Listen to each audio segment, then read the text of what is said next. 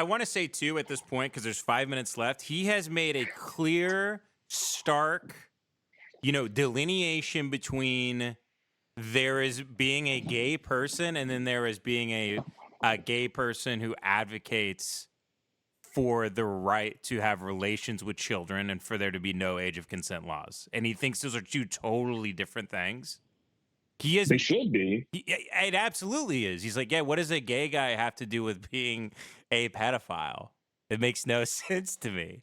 So the same way, someone can be Jewish and not want, the IDF to go into Gaza and start, just spraying all over the place. And they don't want the death count with kids astronomically high and everything else, right?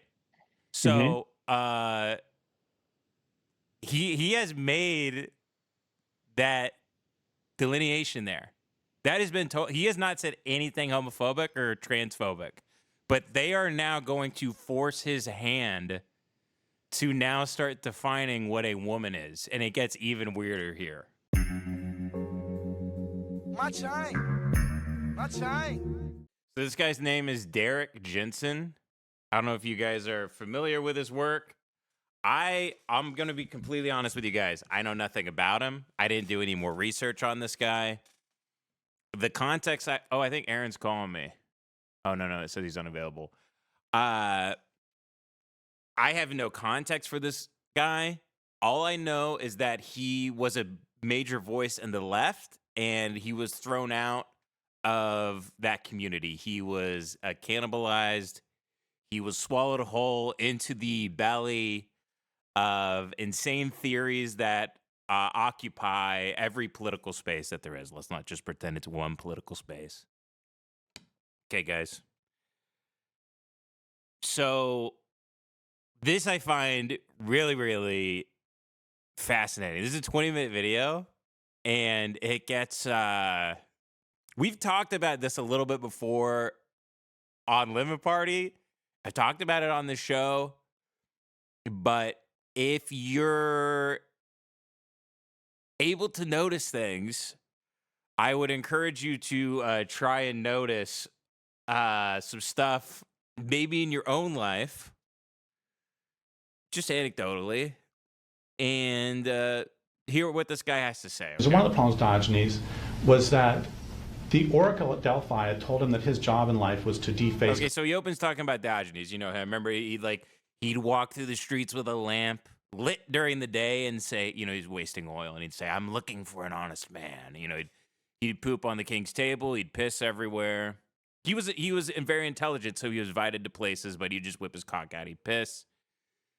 He famously, he only had one bowl to his name until one day he saw a blind boy drinking from a puddle with his hands, and he smashed his bowl, and even that he could not own. So that's how he opens up talking about Diogenes. But the problem with Diogenes, or one of the problems with Diogenes, was that the oracle at Delphi had told him that his job in life was to deface cultural currency.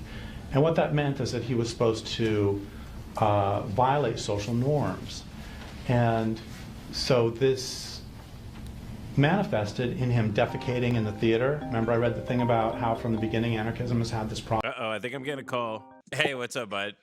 Hey, what you doing, man? Hey, you're live. Okay. You're live.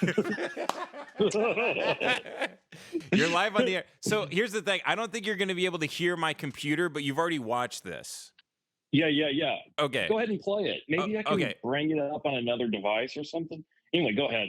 Okay, here we go. I'm playing it now. So he would defecate in the theater because no one's going to tell me where I can and can't defecate.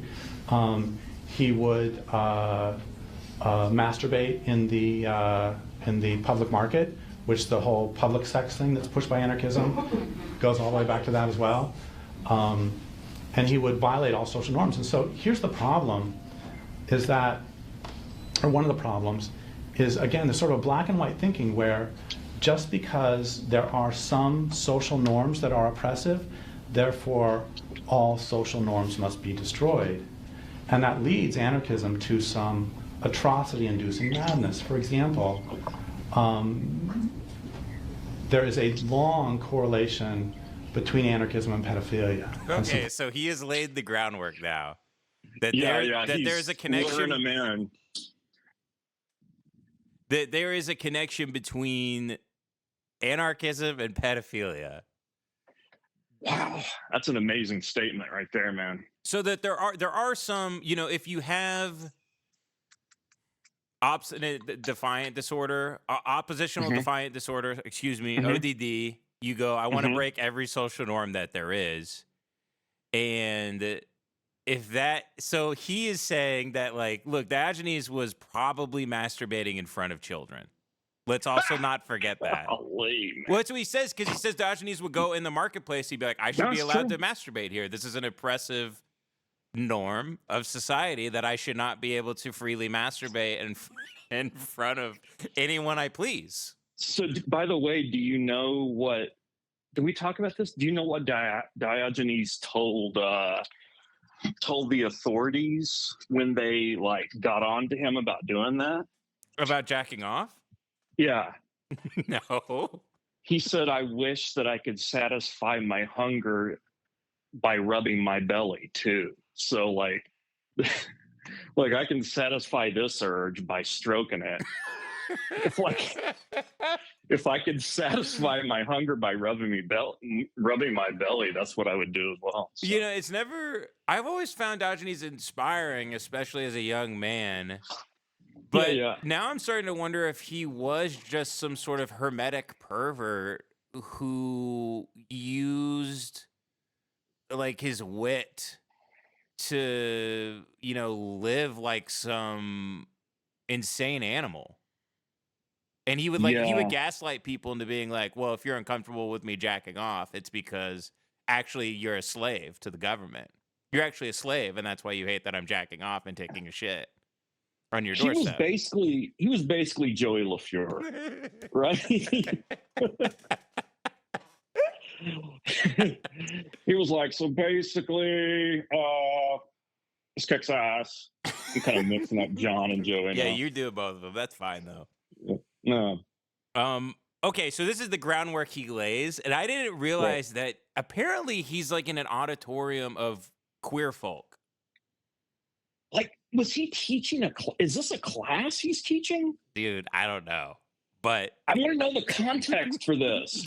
Seriously. They're about to get really mad as soon as he says that there's a link between and all he's about to do, I'm prefacing this.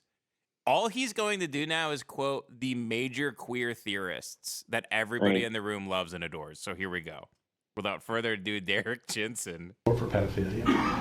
The anarchism and pedophilia and support for pedophilia. Something relevant. Oh, wait. That's a beautiful line. Thank you so much for asking. How about something relevant? I've been talking about rape culture all day, and pedophilia and the support of pedophilia is not rape culture? He's a rape victim. And I stand with him to anybody that's against him because I'm a rape victim by another rape man. Okay? So just because I'm big and just because he's big doesn't make us rapists. So this happens periodically throughout the video. People start yelling that they were raped or that they're trans. And he kind of just sits back. He doesn't engage them at all. He just goes back to his text and kind of tunes them out. And they're kind of mad because they're like, why aren't you engaging with us? And it's like, what am I supposed to do with that? I'm laying out my theory right now, and you're yelling at me that you were raped. The college environment, modern academia, Aaron, is like the gulag. It's so sick. You're telling me. Dude. Have you seen, as a college professor, have you witnessed stuff like this firsthand? Not. Okay. I've seen clips like the one you're playing. I've seen other people, other clips of students just losing their minds. I haven't seen that. I haven't seen students be confrontational. Maybe it's because this is the South and people are a little more kind of mannerly or whatever. But what students will end up doing is they definitely get offended along similar lines, and they will go and lodge complaints. right? So You mean after hours? yeah, after the class is over, like they wouldn't confront you directly, but like after the class let out, they would be in your like chair's office or whatever. So definitely there's been a lot of that over the past 10, 15 years. But you've never been confronted with something and say, I think you said like, because you'll teach, you might teach like Sutri or something like that in your class, and people get mad that like a character's named the N-word or something like that. Well, yeah, I was teaching Sutri a couple of years ago, right? And an African-American student said, well, what's the deal with this book? And I was like, what do you mean? He's like, well, isn't this racist? I was like, I don't think it is. And he said, there's a character named the N-word. And I was like, okay, well that's true, but I don't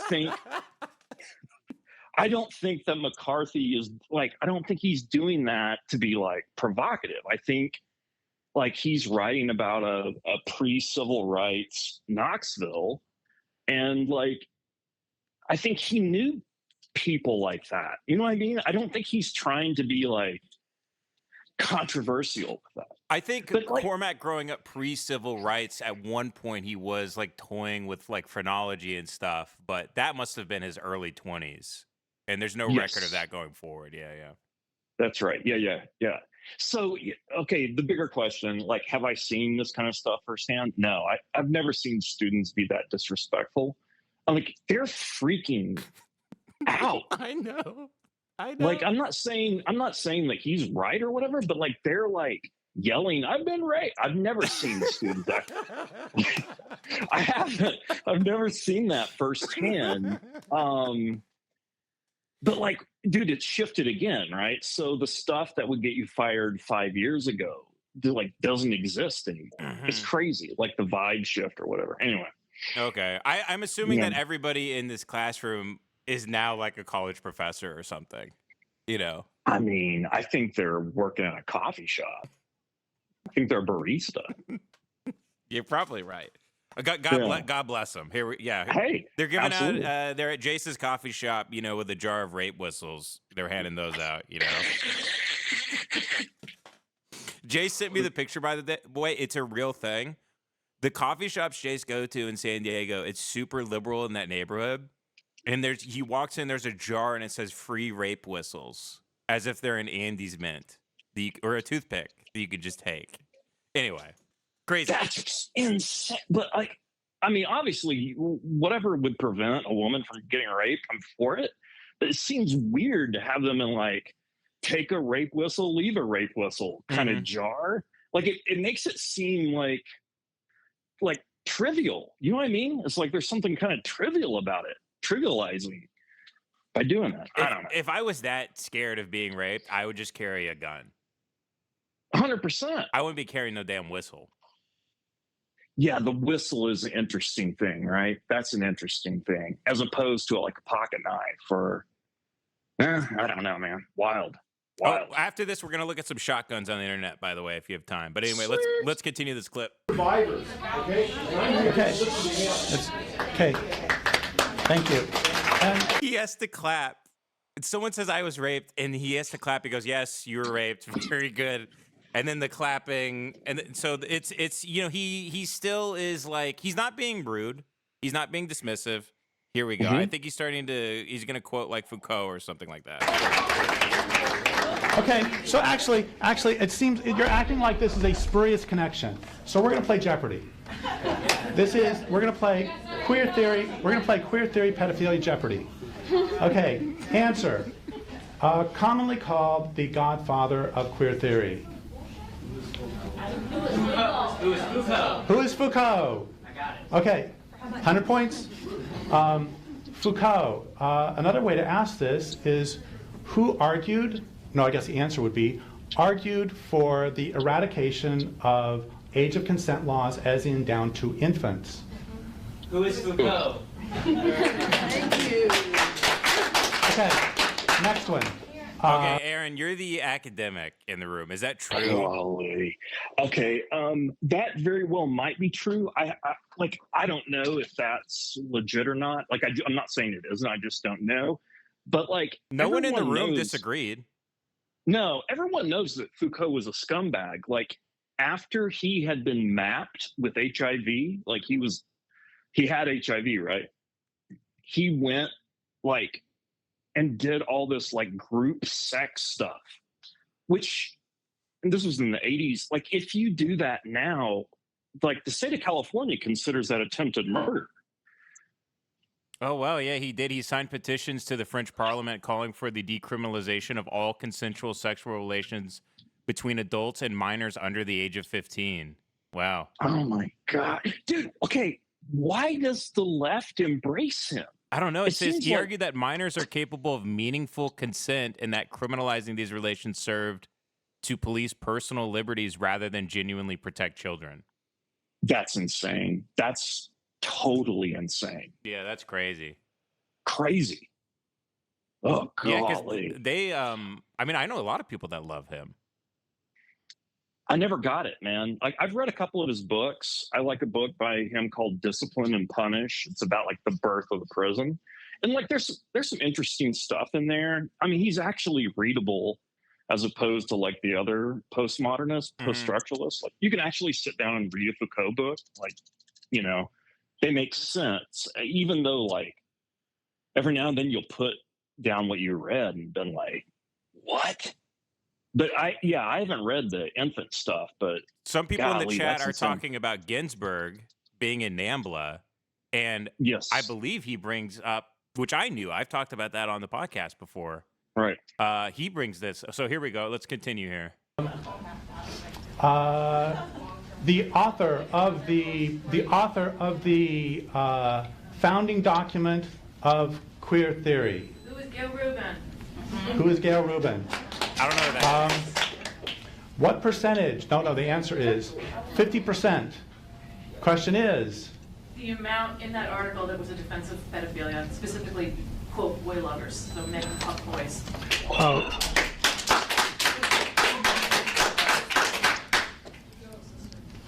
and since you're not believing me, quote, this is in the founding document of queer theory. Like communists and homosexuals in the 1950s, boy lovers are so stigmatized that it is difficult to find defenders of their civil liberties, let alone for their erotic orientation. That's in the founding document of queer theory. Oh, I'm sorry, I'm using facts. A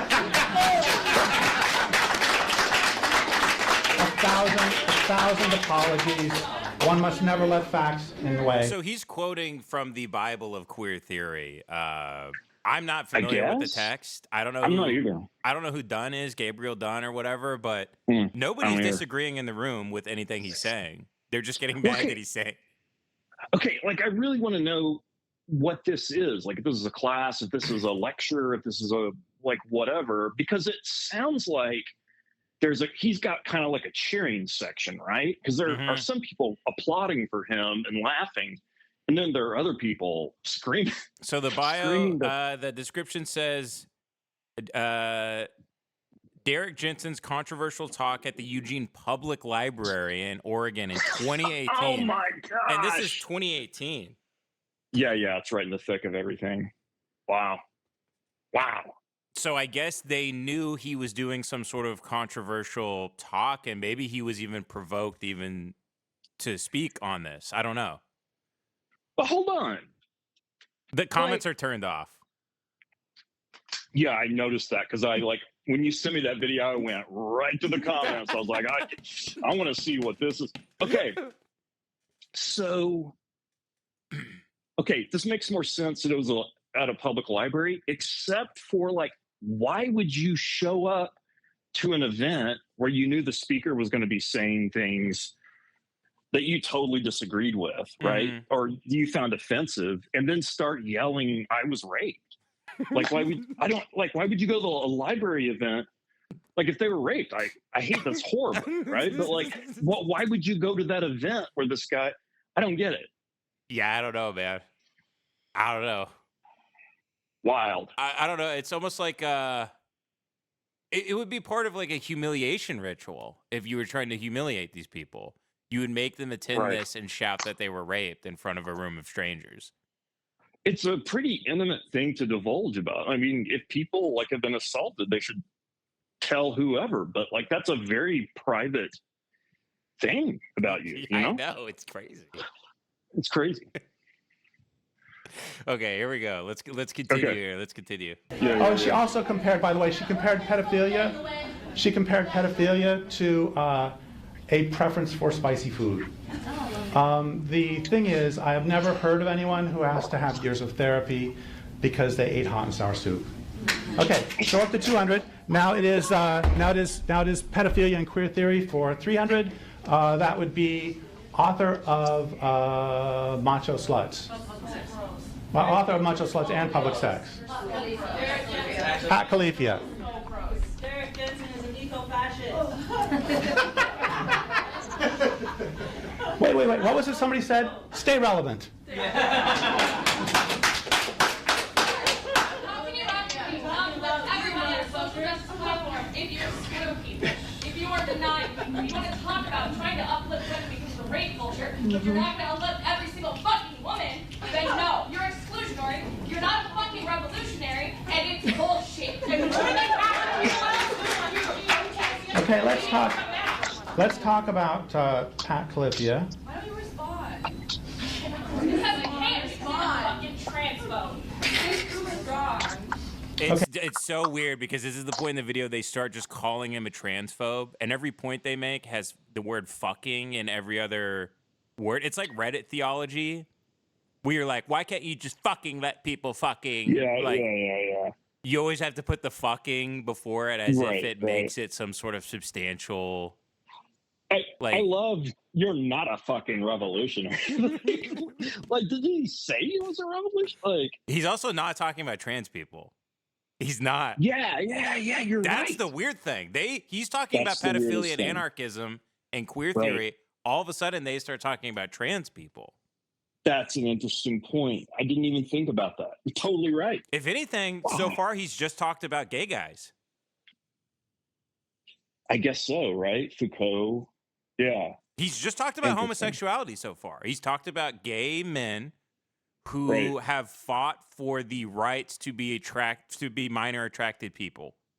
Well, that's got to be a minority position among gay men, I would have to think. Good grief, man. And they go Yeah. right to you hate trans people. Very strange. It's very odd. All right. Yeah. What's next? What does he get into? Here's something from one of Here we go. Pat Califia's books. You know, it's really interesting. It's really interesting that when I actually start talking about the relationship between queer theory and anarchism and pedophilia, that it becomes, they really want to shut me up now. Okay, so here's Pat Califia. You're a homophobe. Pat Califia. Oh, wait, just a second. I was accused of homophobia because I'm against pedophilia. Right. Who is it who actually makes the connections between that?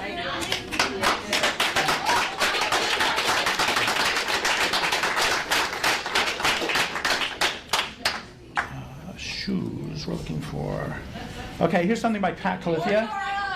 Pat Califia has written, any child old enough to decide whether or not she or he wants to eat spinach, play with trucks, or wear shoes is old enough to decide whether or not she wants to run around naked in the sun, masturbate, sit in someone's lap, or engage in sexual activity, by which she does not mean play doctor, she means with adults. And she's very clear about that because she also says that pedophiles should be more and not less invested in children's lives. Okay, so we're at 300. 400 is the most famous queer theorist of today. Answer. No, it is not Judith Butler. It's who is Judith Butler?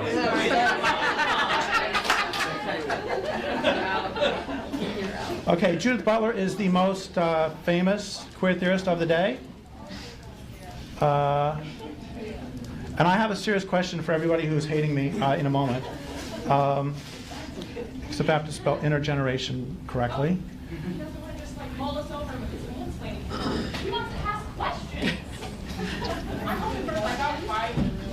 Intergeneration.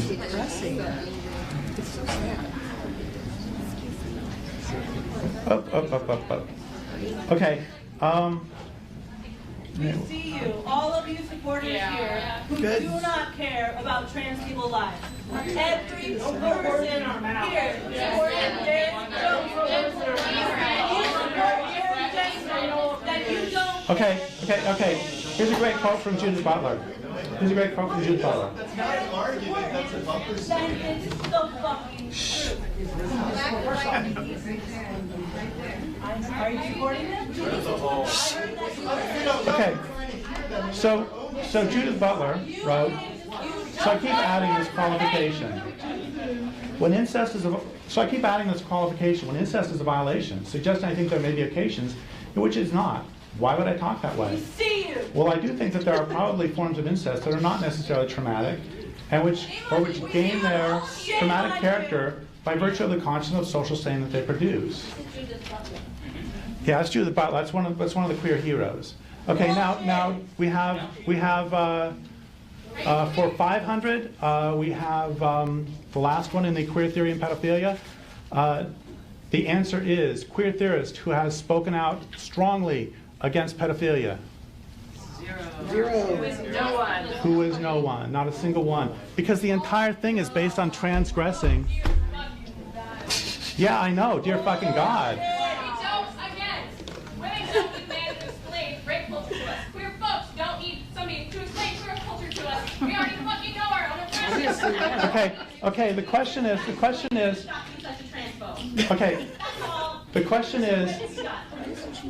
okay, so we have like 2 minutes left.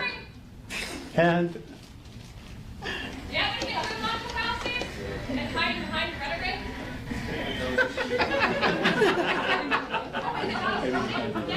What is he here for?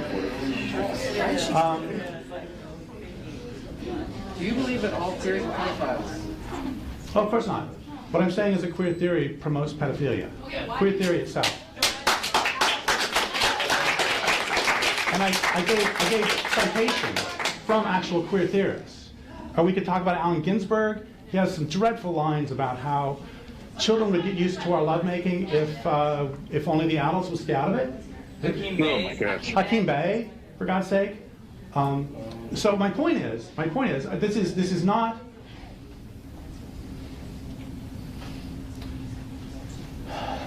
Queer theory, I think, is really hard. And thank you for asking respectfully. You were the one who asked, right? Yes, I think queer theory is a really harmful philosophy. And I want to be really clear that, yeah, it has nothing to do with homosexuality.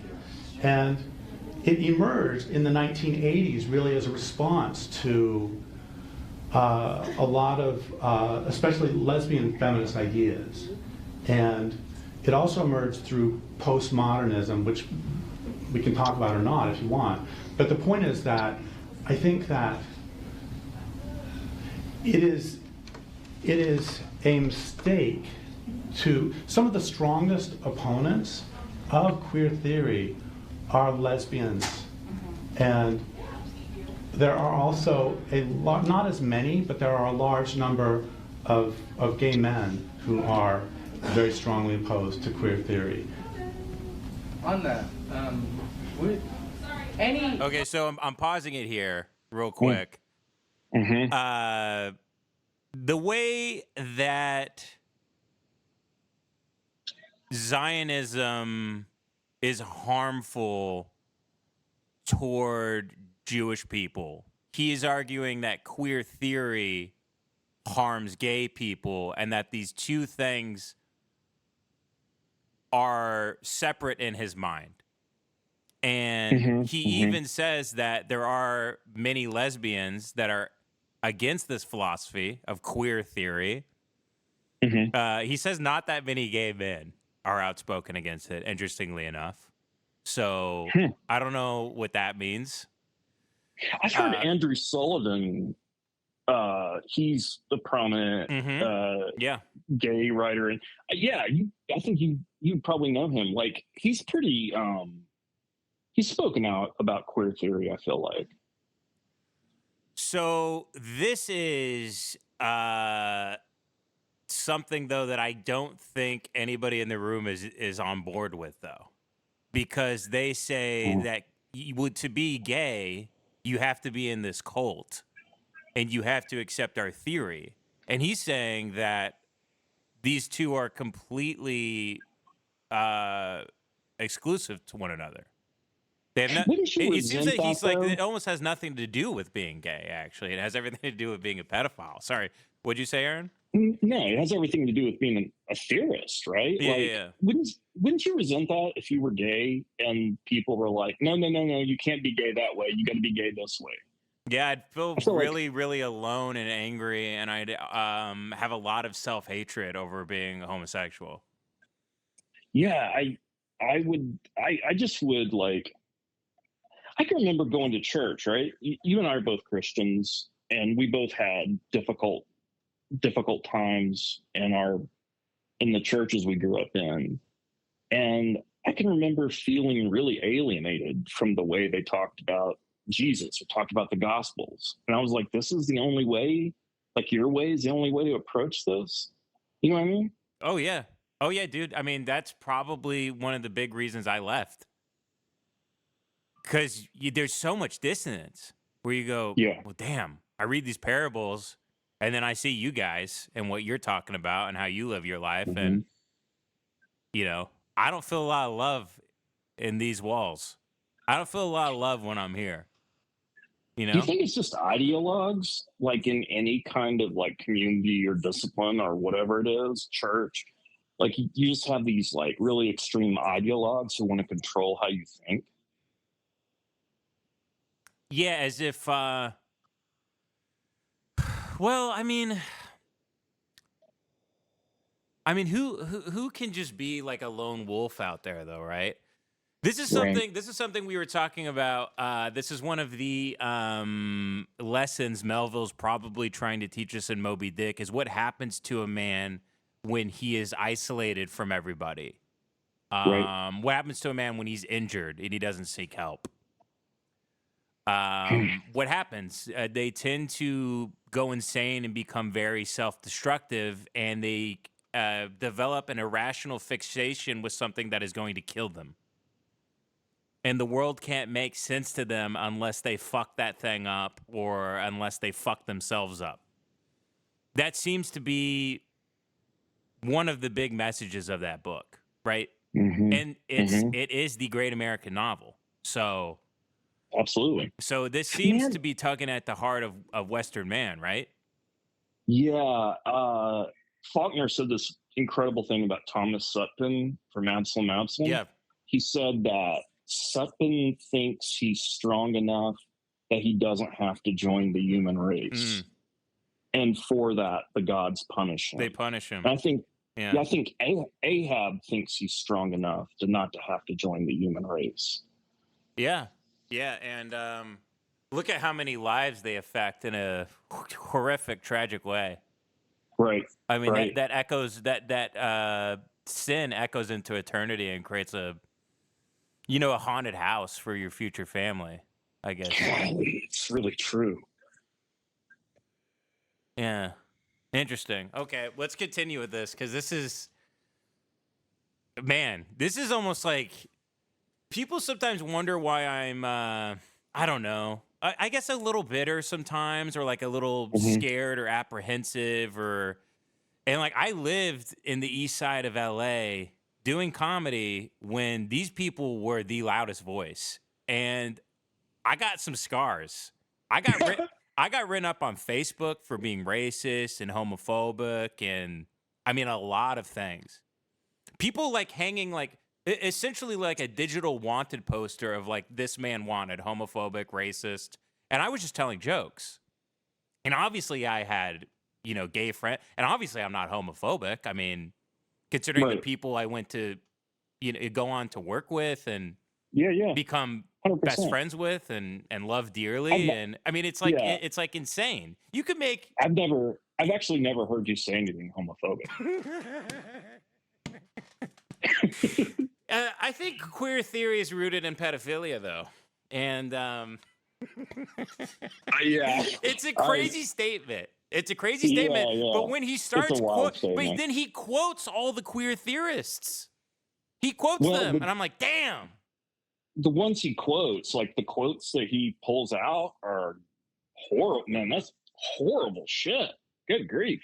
I mean, and I've privately heard stuff from the LGBTQ community where I go, huh, and I give it a second look and I go, what was that? I go, huh. Interesting. I didn't know, starting to notice a pattern here with the private belief system. But, and then you see like movies like Call Me By Your Name and you go, huh, I think I'm starting to notice a pattern of some sort. I feel like Tucker Carlson, like when he has someone on who says some wild shit, and then Tucker will just be like, "Oh my gosh, I didn't know that Israel did the COVID pandemic.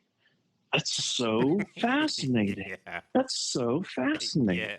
Yeah. Interesting. I never heard that. He just before. has out a completely insane man.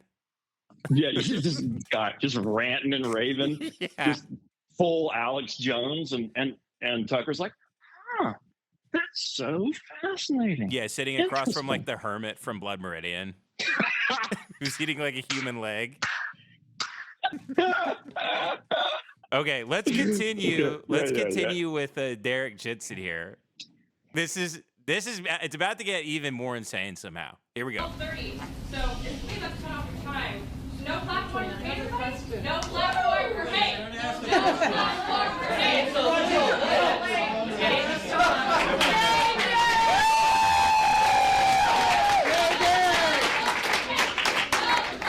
for hate. Wait. No, I want to, excuse me, person on the right. Person on the right. I mean, you were polite. I want to hear your question. Hush. I honestly want to hear your question. Okay, so I'm asking from a place of myself. Okay.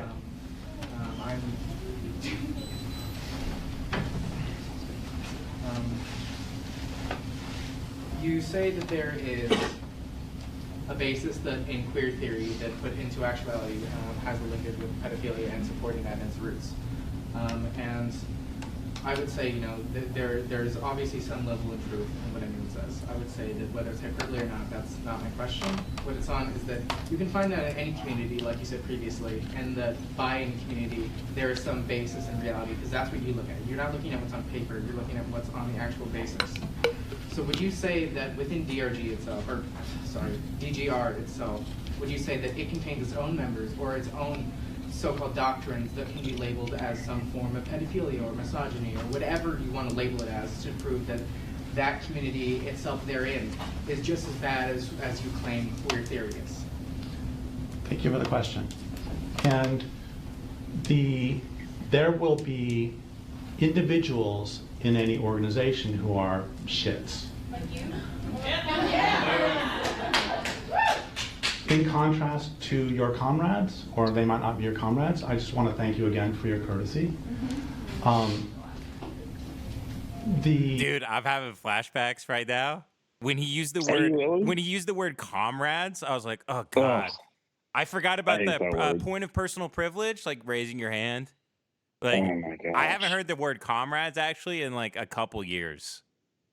Haven't heard it in a while.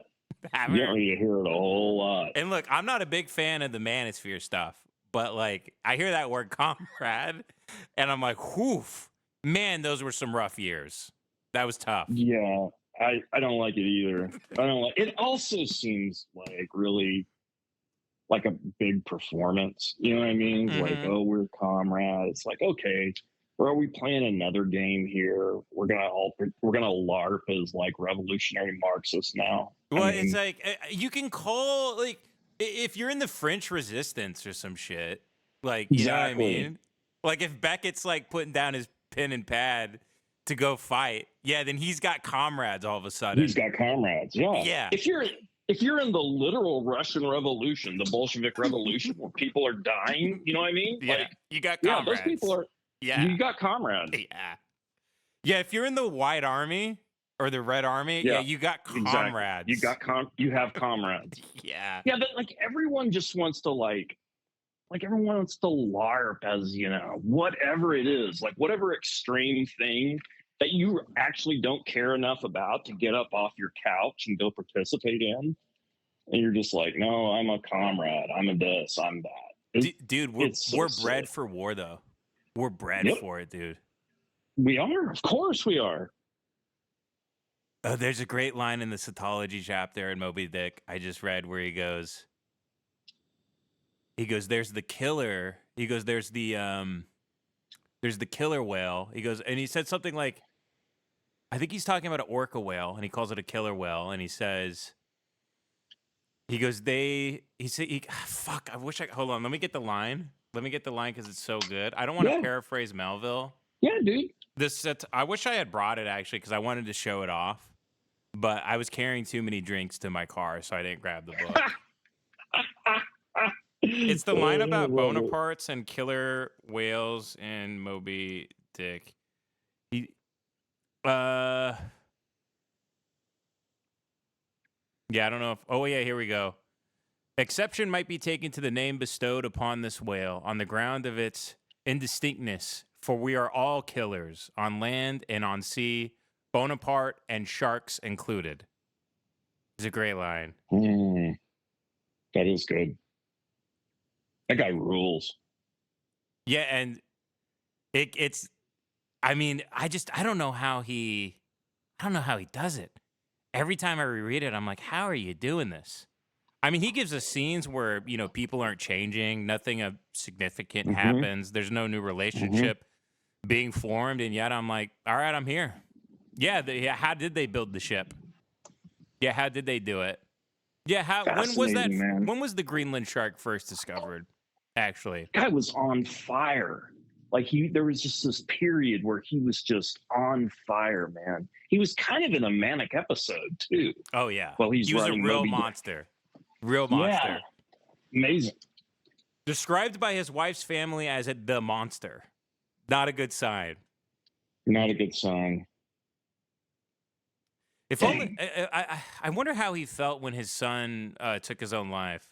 And it had to have been because Herman was just so nuts. Poor guy. Yeah, Do you think he was I don't know, sobering for him? His son just wanted to be a soldier and would play army all the time. And when he was...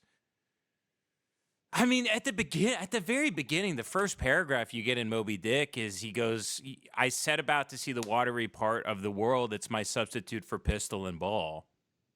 And he has his son who's a teenager, and all he wants to do is go to war and go fight, and he's playing army man. And I guess was this the antebellum South? Was this, or not the South, this was Pittsfield, Massachusetts in like the mid-1960s, right? 1860s? When he would have taken his own life, I guess? Because he published his Moby Dick in what, 1854? 50 or 51, I think. Okay, so yeah, his son probably took his own life before the Civil War, I guess. Golly, man. That's horrible. Herman Melville's son might have had friends he called comrades. Interestingly enough. He definitely had friends. How old was Herman Melville's son when he took his own life? Yeah. How old was... I believe he was like 21. Son. Oh, my gosh. He just went upstairs and shot himself. I don't even know how common suicide was then, too. Herman must have been a real monster. Real miserable guy. Not happy at all. Oh, he was 18. And he did it in 1867. So this was post-war. He did it on 9/11, actually. September 11th, 1867. Whoa. That's crazy. Crazy. It says the death certificate says a pistol shot wound in his right temporal region. So yeah, that's a gun to his head. Yeah. Oh, he did it in. Did he do it in San Francisco? I didn't know that. That doesn't make sense. Whatever. Maybe I'm reading it wrong. But yeah, he was 18. Man, that's really young, dude. I guess a lot of psychologists are saying online that he had a bipolar. Herman Melville did. I've seen that. That would make sense, right? It would that account checks for the out. mania. It would account for the way Ishmael talks. He sort of talks like a manic depressive. Yeah, very. I know. So, I mean, yeah. The book itself is bipolar, but It is. Okay, here we go. Let's continue here. It's gonna get weird. My problem with queer theory is not necessarily individuals who ascribe to theory. There are decent people who are Christians. There are decent people. My problem with queer theory is its foundation in postmodernism, and its David Halpern is a pretty big queer theorist, and one of the things he says is that queer is, by definition, against all that is normal. And that's my response too. It's like, I mean, so paying 7% sales tax is normal? So that means if I pay 20% sales tax, that's queer? Is it? I mean, it's no, that. So the point is that my problem with queer theory is that it is based on a blanket attack on all that is considered normal. And I don't think that that is, like, even if I lived in Nazi Germany, it would not be useful to fuck a child. It would not be helpful to fuck a child, even in Nazi Germany. The point, shut the fuck up. The point is, I'm trying to have a reasonable conversation with a reasonable person. The point is, It's such a crazy line. Even if I lived in Nazi Germany, it would not do me any good to fuck a child. Is the craziest thing I've ever heard in these spaces. But that's where these spaces allow. That's what's kind of fun, actually, about these you know, the modern marketplace of ideas. Is it gets to a point where a guy goes, even if I lived in Nazi-occupied France, why would I fuck a kid? And people are shouting, I was raped. Like, I don't even know how you talk about this in the history books hundreds of years from now. How do you lay the context for this? It doesn't make any sense. This whole thing is really schizophrenic, huh? It's so funny. It's like, okay. Oh, God, it's so funny. We got to go back. We got to go back a second. You sent this to me the other day. How did you find this? How did you stumble on it? My friend Logo Daedalus sent this to me. Interesting. Yeah. Very smart, very funny guy. He DM'd it to me on X.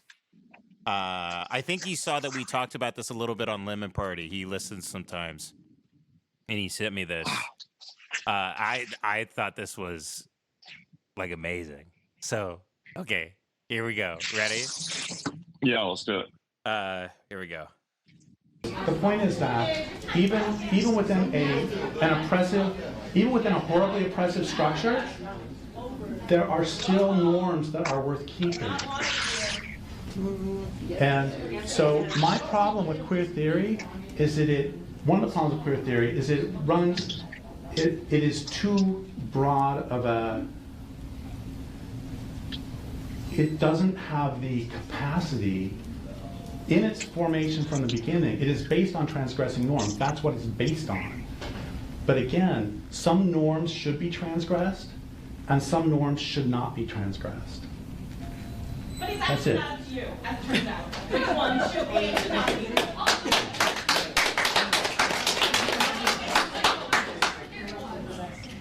I'll say, representing myself, I'm not going to affiliate myself. I want to say, too, at this point, because there's 5 minutes left, he has made a clear, stark, delineation between there is being a gay person and then there is being a gay person who advocates for the right to have relations with children and for there to be no age of consent laws. And he thinks those are two totally different things.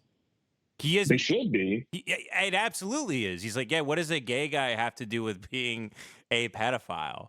It makes no sense to me.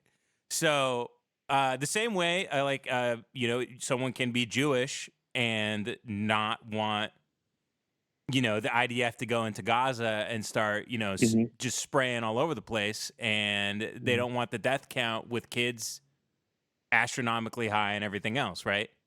So he has made that delineation there. That has been told. He has not said anything homophobic or transphobic, but they are now going to force his hand to now start defining what a woman is, and it gets even weirder here. This is one of my favorite parts, actually. He has not wanted to talk about trans people. He has just wanted to talk about pedophilia and anarchism. They have forced him to talk about trans people. So here we go.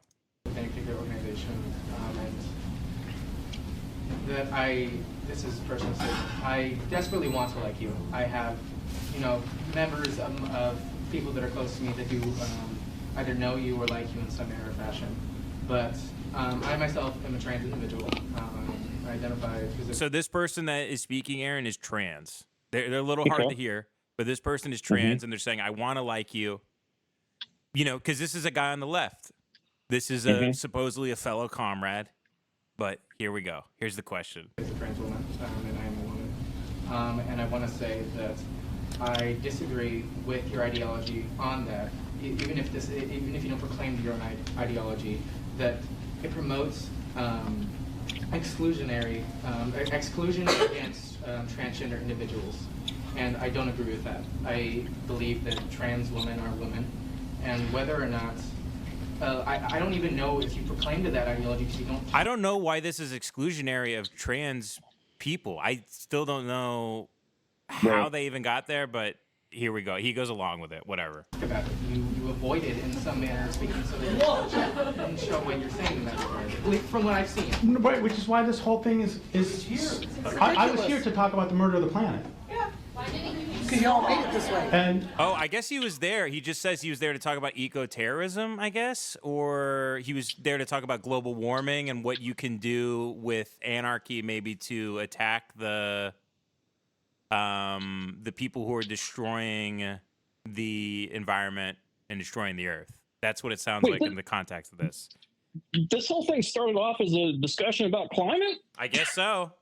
I guess so. But then he said, when it comes to anarchy, here's why it might not be a good thing. Took a kind of detour, didn't it? Well, I mean, in the crowd, Aaron, I think they got one thing on their minds, okay? We're on one train tracks, my friend. Yeah. And these types of internet discussions, they always lead to two places. It leads to rape, or it leads to being a neo-Nazi. Those are like the two things you've been allowed to talk about for like 8 years on the internet. No one has any interest in talking about anything other than like white and black people and like rape and like being a Nazi. Those are the three things. Nobody gives a fuck about anything else, apparently. Nobody's bored. And the trans thing. No one's interested in anything except those four things, I guess.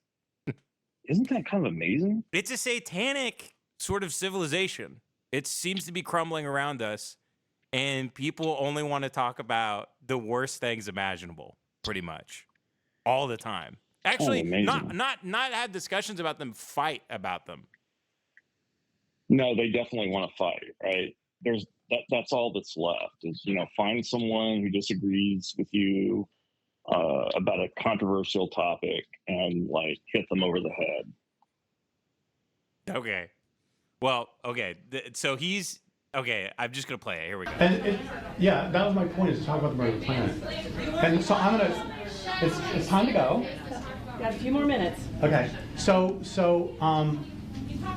you're okay, and I have profound respect for your maturity and capacity. I mean, here's the thing. Like, I mentioned Eve Ensler a couple times. Answer the question.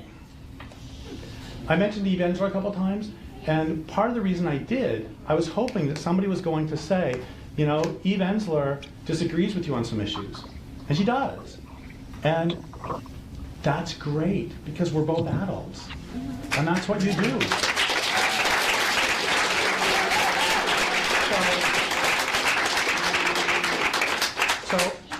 So I mean, you have presented yourself respectfully, and that's great, and we disagree. Wonderful. And now we have a couple minutes, so if people are going to complain here that I don't say the mantra of trans women are women, can you please define the word woman and define the word trans woman? And before you go, I'm going to say that definitions cannot be tautological. Like a square, you can't say a square is a thing that's a square. We know that. And also, is that like a mimetic fallacy thing, Aaron? Is that word? Yeah, I don't know. Where it's like you can't explain something away by just saying the thing exists. Yeah, so a tautology, it just means something that explains itself by explaining itself. Got it. So okay. you say, what is the sun? Well, the sun is the thing we call the sun. Right. That's a tautology. Okay. Yeah. Okay. To be verifiable / falsifiable, such that if I say I'm a vegetarian, and then you say, what did you have for dinner last night? And I say bacon, it's like, that's falsifiable. And this is true. I'm not picking on you. This is generically true for definitions. So if I were going to go to do a protest of Donald Trump, and I were going to say, remove all dams, and he looked at me and he said, okay, great, define remove and define dams, I hope I could do it. So people here are really mad because I don't say trans women or women. So define woman and define trans woman. I think you're a lovely woman, just saying. You don't have to. Well, that's actually not a definition of woman. Can anybody do it? You can't look it up? Yeah, I do look it up. Sorry, go ahead, please. Forgive me, I'm conflicted in how I want to express myself. I got you. I would say that a woman is just an identity that is prescribed based on our preconceived notions of our notion of gender. Gender itself is just something that we created arbitrarily. And then trans woman is just another further abstraction from that, in that for some reason we prescribe that sex is related to gender originally. And we have become either, you could say, more progressive or more conservative in that idea on what political ideology prescribed to. But mostly you can say that being a woman is just the notion that we have these specific adjectives or these specific concepts ascribed to one notion. In the same way that being transgender is, for some reason, my sex doesn't match my gender. And because of that, for whatever reason, we have to have this notion that there is something that is transgender, or that is, beyond gender, I guess, or whatever. And that, to me, what is even just gender and being transgender within itself? I'm sorry. What? Could you? I don't understand your definition of woman. Can you? Woman is just it's something that's. It's an amalgamation of things that we decided was a woman. It's just no. No. Hold on. But if woman is an amalgamation of things we decided are woman, that's tautological. Again, remember, you can't. That's like saying a square is the thing that we decided is a square. That is the best way that I and myself and someone who's young and maybe isn't great at being able to say. Okay, so can I if I may say something as somebody who is older and is being respectful with you? Oh my God, these people. Like views of gender. We can see it in the native culture where they have two-spirit gender. We can see it overseas. But nobody's still defined. Anglo-Saxon have very much different ideas of gender, and you put these people into the box based upon specifically the Eurocentric form. What are you doing? What are you doing? Something you might think about is for the next protest you do is come up with a really succinct. Oh my God! You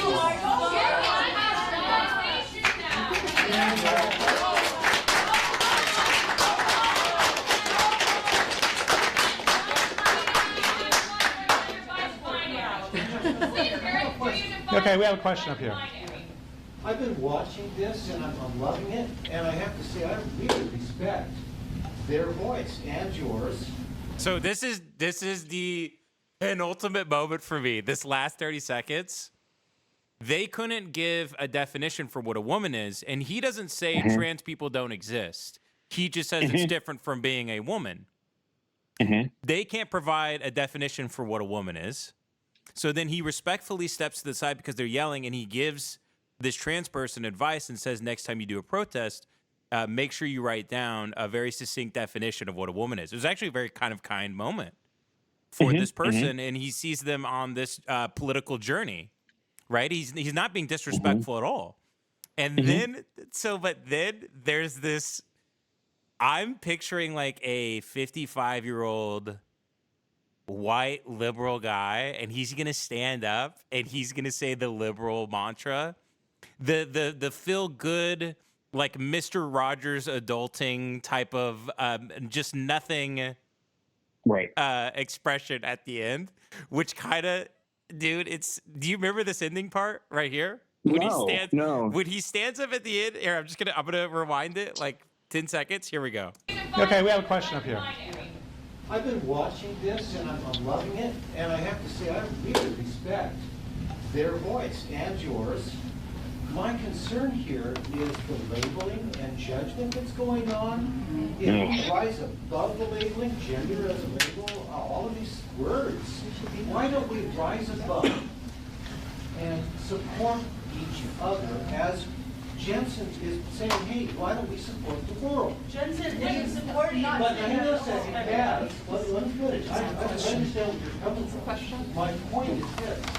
As we question ecologically, this mother here, why don't we also realize that we want to support all of the people, women, whatever label, whatever structure, whatever culture, is coming together in a partnership that is nurturing. And I'm seeing you guys having the same thing. You want to have a partnership and acceptance and nurturing? You want to accept it for what label you put on? Let's all rise above shame. Okay, we got to put up the chairs. He's the most amazing guy, so that it's over. That's the very last second. It's over. He's the centrist lib guy that stands up and goes, guys, let's rise, quote, let's rise above these words and all support and love each other. Why? So you know how like after the World War II ended, there were like Japanese soldiers on Pacific Islands who were stranded, and they didn't know the war was over, and they like lived into the 1950s and 60s thinking the war was still going on because they hadn't heard Japan surrendered. That's what that dude is like. Like he doesn't realize that it's the world completely changed. And he's like, no, guys, but let's just drop these stuff. It's like, dude, yeah.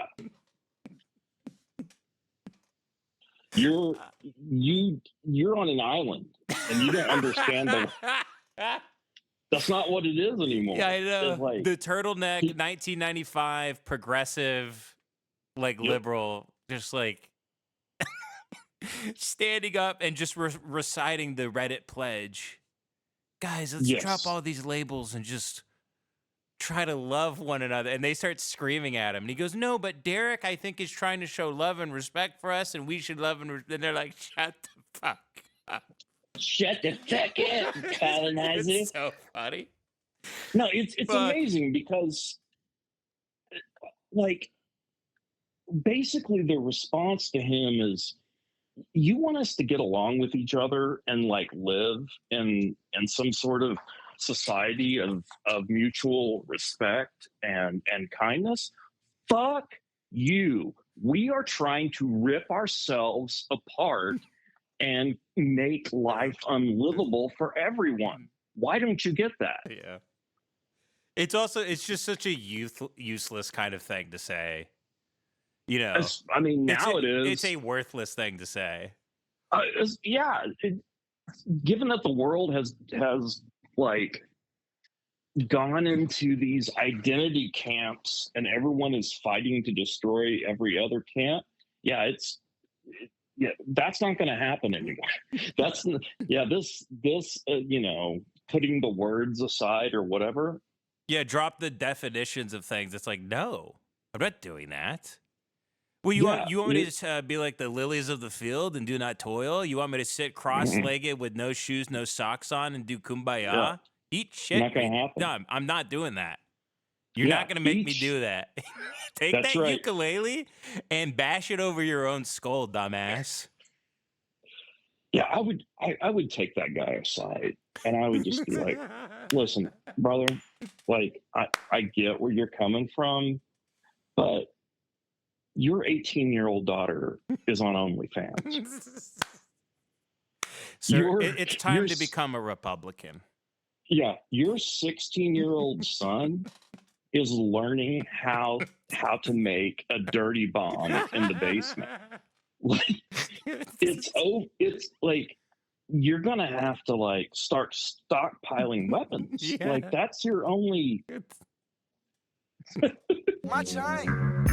My chain. My chain. My chain. Don't you like my chain?